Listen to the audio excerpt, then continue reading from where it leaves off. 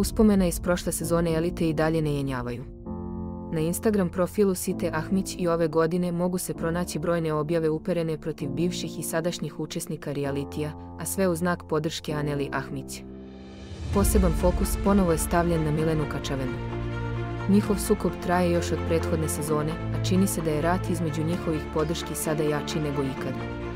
Sita Ahmić ne prestaje da proziva, a posljednjom objavom ponovo je digla prašinu na društvenim mrežama.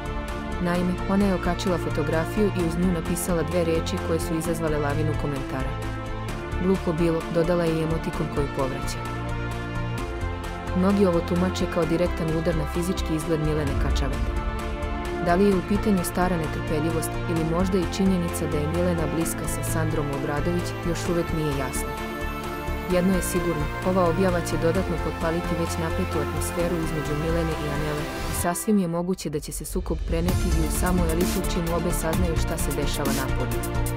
Nastavi da pratiš sve najsočnije detalje sa domaće reality scene.